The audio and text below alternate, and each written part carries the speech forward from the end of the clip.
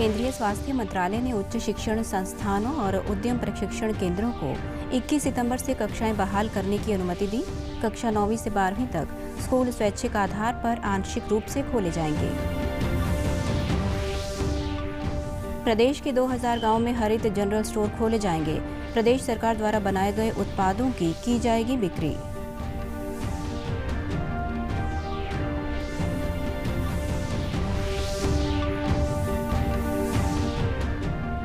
फतेहाबाद जिला 941 अनुपात के साथ लिंगानुपात में प्रदेश भर में रहा अव्वल। पानीपत ने दूसरा और सोनीपत ने तीसरा स्थान किया हासिल।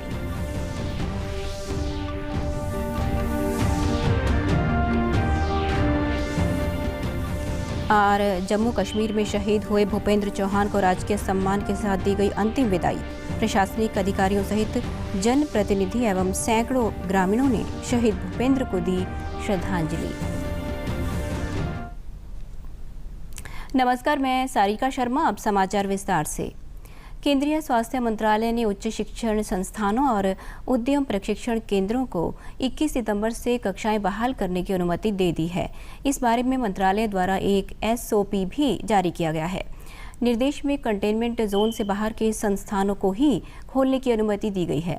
कंटेनमेंट जोन में रह रहे छात्र या संस्थान के कर्मचारी को संस्थान में आने के लिए नहीं कहा गया है। मंत्रालय ने अलग अलग समय पर कक्षाएं आयोजित करने, डेस्कों के बीच 6 फीट की दूरी रखने और समय समय पर सैनिटाइजर का इस्तेमाल करने जैसे कोविड-19 सुरक्षा उपाय अपनाने को कहा है। साझा छात्रावासों में बिस्तरों के बीच 6 फीट की दूरी रखने के लिए कहा गया है। भोजन का समय भी अलग अलग किया जाना चाहिए ताकि भीड़ इकट्ठी न हो। संस्थानों में बिना लक्षणों वाले छात्रों और कर्मचारियों को ही प्रवेश दिया जाएगा। शिक्षण संस्थानों में आगंतुकों के आने पर भी रोक लगाई गई है। स्वास्थ्य मंत्रालय ने कक्षा 9वीं से 12वीं तक स्कूल 21 सितंबर से स्वैच्छिक आधार पर आंशिक रूप से खोलने के लिए मानक उपाय जारी किए हैं। इसके तहत छात्रों के बीच कॉपी, पेन, पेंसिलें और पानी की बोतलों आदि का आदान प्रदान करने की मनाही रहेगी। सभाओं और खेलों पर प्रतिबंध रहेगा और कोविड के लक्षणों वाले व्यक्तियों की स्कूल में आने पर पाबंदी होगी।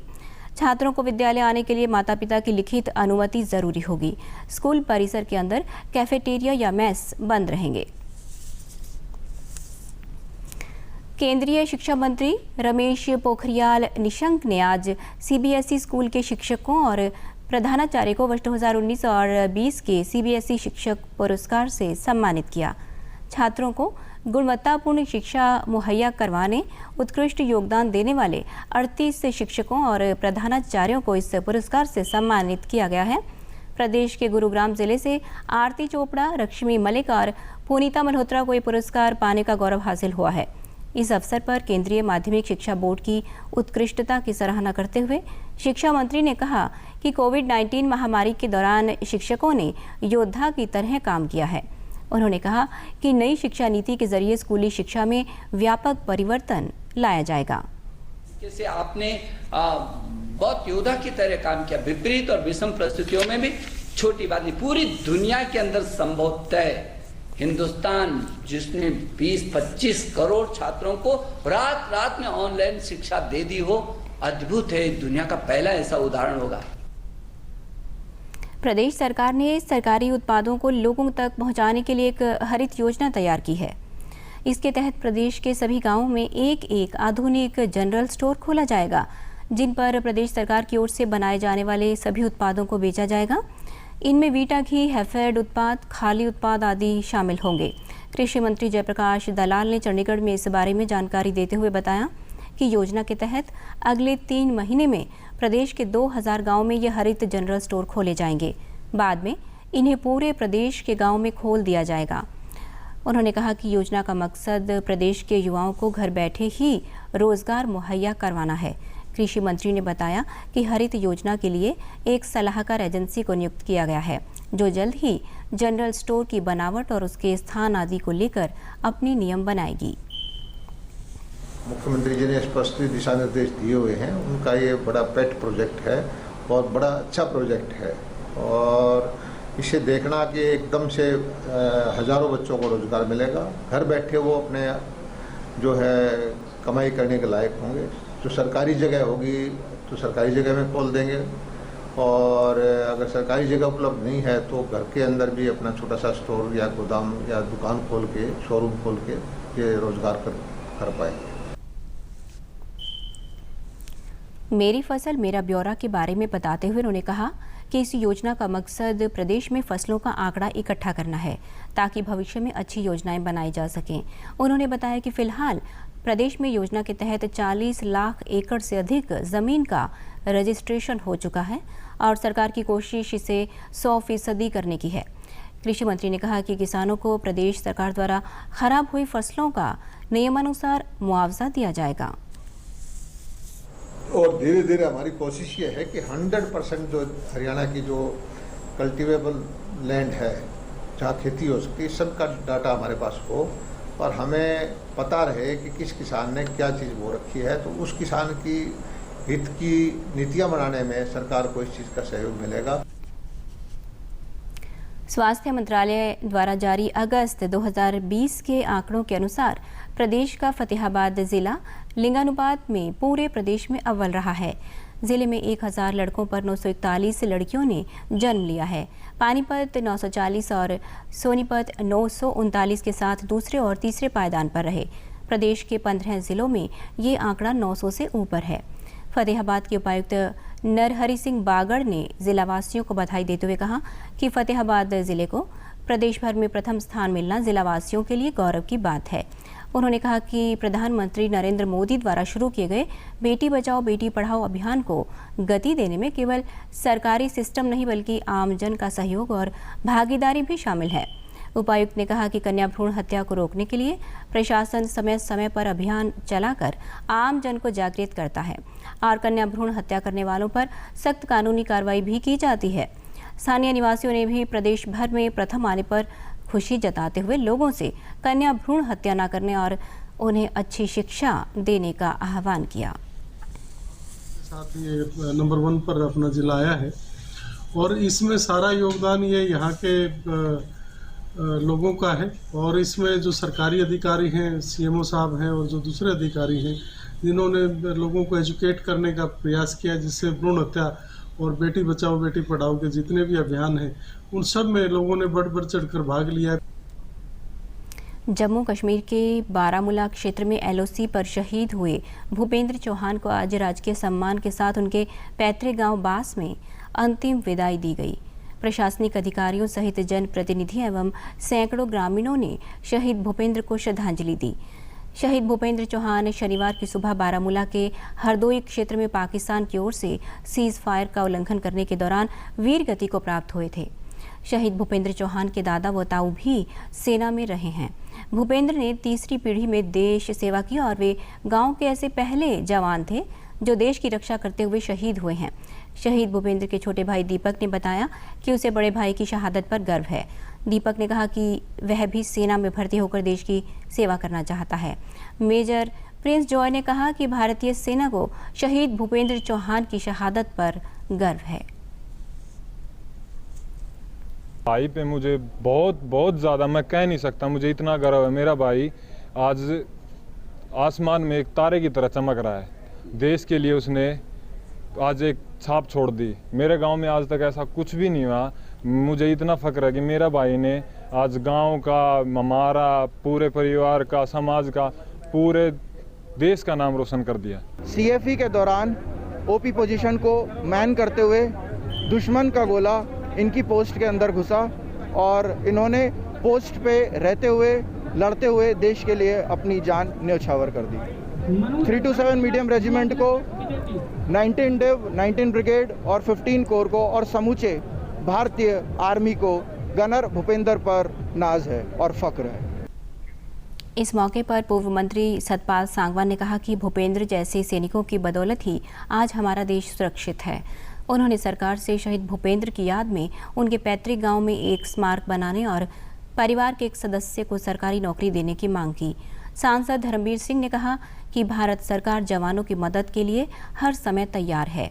उन्होंने कहा कि वे मुख्यमंत्री से शहीद की याद में खेल स्टेडियम या अन्य सार्वजनिक स्थल बनाने की मांग करेंगे ताकि शहीद के बलिदान को याद रखा जा सके।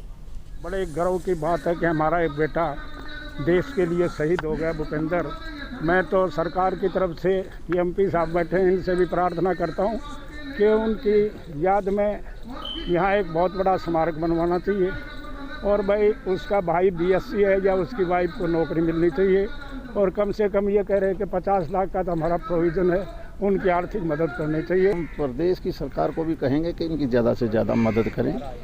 इनके नाम पर जहाँ शहीद स्मारक की बात हो, कोई स्टेडियम की बात हो, कोई दूसरी संस्थाओं की बात हो, तो हम मुख्यमंत्री जी को भी कहेंगे कि हमारे लिए ये गर्व की बात है, इस गांव और इलाके के लिए उनको पूरा मान सम्मान दिया जाए। राजकीय औद्योगिक प्रशिक्षण संस्थान विभाग हरियाणा द्वारा दाखिले के लिए ऑनलाइन पंजीकरण शुरू कर दिया गया है। ऑनलाइन पंजीकरण की ये प्रक्रिया आगामी 22 सितंबर तक जारी रहेगी। पलवल आईटीआई के प्रधानाचार्य भगत सिंह ने कहा कि कोरोना के दौरान छात्रों की पढ़ाई बाधित न हो सके, इसके लिए विभाग ने दाखिले की प्रक्रिया शुरू कर दी है। उन्होंने बताया कि ऑनलाइन दाखिले के लिए आईटीआई पलवल में एक हेल्प डेस्क भी खोली गई है ताकि विद्यार्थियों को किसी परेशानी का सामना न करना पड़े। प्रधानाचार्य ने बताया कि 25 ट्रेडों के लिए 800 विद्यार्थियों का दाखिला किया जाएगा। उन्होंने कहा कि युवाओं का आईटीआई की तरफ लगातार रुझान बढ़ रहा है।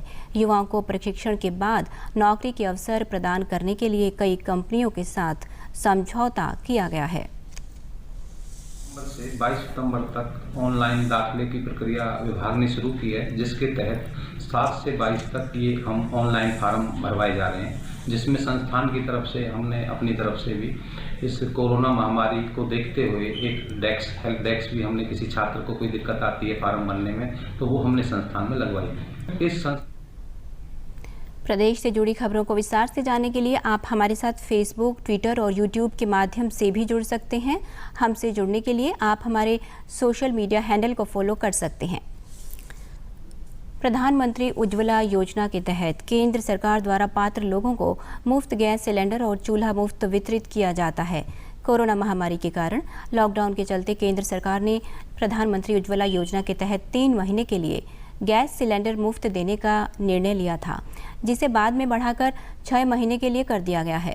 इस योजना का लाभ उठा रही बल्लभगढ़ की महिलाओं ने योजना की सराहना की और कहा कि इससे पहले उन्हें लकड़ियों से चूल्हा जलाकर घर का खाना बनाना पड़ता था। गैस सिलेंडर व चूल्हा मिलने से अब उन्हें काफ़ी सुविधा हो गई है। उन्होंने कहा कि लॉकडाउन के चलते उनका काम बंद हो गया था। ऐसे में सरकार ने उन्हें मुफ्त गैस सिलेंडर भरवाने की सुविधा देकर उनकी परेशानियां दूर कर दी हैं। तो बहुत मुसीबतें झेली हैं, तो बच्चों को बहुत मुश्किल से हमने खाना वाना बना के खिलाया है और फिर अब सरकार ने हमें बहुत सुविधाएं दी हैं। लॉकडाउन में 3 महीने पहले फ्री दिया क्योंकि हमारे पास पैसे ही नहीं थे सिलेंडर खरीदने की व्यवस्था करने के लिए। सरकार ने फिर हमें 3 महीने और भी फ्री में दिया है, तो उससे बड़ी हमें राहत मिली है। हम सरकार का बहुत धन्यवाद करते हैं। लकड़ियाँ लेके आते थे, कभी गीली कभी सूखी मिलती थी, बहुत धुआं में आँख एकदम लाल पड़ जाती थी, बहुत मुश्किल से खाना बनाती थी और अब परेशानी सरकार ने हल कर दी। लॉकडाउन में हमें काफ़ी फ़ायदा मिला है, सरकार ने सिलेंडर फ्री किए, उससे हमें मतलब कोई दिक्कत नहीं आई, काफ़ी मदद की है सरकार ने हमारी। हरियाणा विद्यालय शिक्षा बोर्ड ने सेकेंडरी, सीनियर सेकेंडरी और हरियाणा मुक्त विद्यालय परीक्षा सितंबर 2020 हेतु ऑनलाइन आवेदन करने की तिथि बढ़ा दी है। हरियाणा विद्यालय शिक्षा बोर्ड के अध्यक्ष डॉक्टर जगबीर सिंह ने बताया कि जिन परीक्षार्थियों ने अभी तक आवेदन नहीं किया था अथवा ऑनलाइन शुल्क जमा नहीं करवाया था, वे परीक्षार्थी 9 सितंबर से 13 सितंबर 2020 तक बोर्ड की वेबसाइट पर दिए गए लिंक पर 1000 रुपये विलंब शुल्क सहित ऑनलाइन आवेदन कर सकते हैं। उन्होंने बताया कि परीक्षार्थियों द्वारा अपना आवेदन व शुल्क ऑनलाइन प्रक्रिया द्वारा ही किया जाएगा। आवेदन फॉर्म व शुल्क जमा करवाने के बाद केवल अतिरिक्त विषय के परीक्षार्थी ही अपना आवेदन फॉर्म व अन्य दस्तावेज शिक्षा बोर्ड भिवानी को भेजना सुनिश्चित करें और शेष परीक्षार्थी आवेदन की हार्ड कॉपी अपने पास सुरक्षित रखें। उन्होंने बताया कि ऑनलाइन आवेदन करते समय किसी प्रकार की कठिनाई आने पर बोर्ड की हेल्पलाइन नंबर 01664 254 300 पर संपर्क कर सकते हैं। अंत में इस बुलेटिन के मुख्य समाचार एक बार फिर। केंद्रीय स्वास्थ्य मंत्रालय ने उच्च शिक्षण संस्थानों और उद्यम प्रशिक्षण केंद्रों को 21 सितंबर से कक्षाएं बहाल करने की अनुमति दी। कक्षा 9वीं से 12वीं तक स्कूल स्वैच्छिक आधार पर आंशिक रूप से खोले जाएंगे। प्रदेश के 2000 गांव में हरित जनरल स्टोर खोले जाएंगे। प्रदेश सरकार द्वारा बनाए गए उत्पादों की जाएगी बिक्री।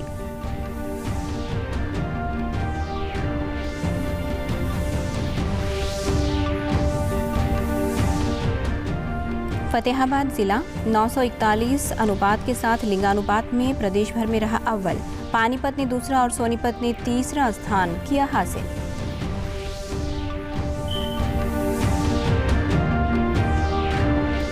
और जम्मू कश्मीर में शहीद हुए भूपेंद्र चौहान को राजकीय सम्मान के साथ दी गई अंतिम विदाई। प्रशासनिक अधिकारियों सहित जनप्रतिनिधि एवं सैकड़ों ग्रामीणों ने शहीद भूपेंद्र को दी श्रद्धांजलि। समाचारों में आज इतना ही। नमस्कार।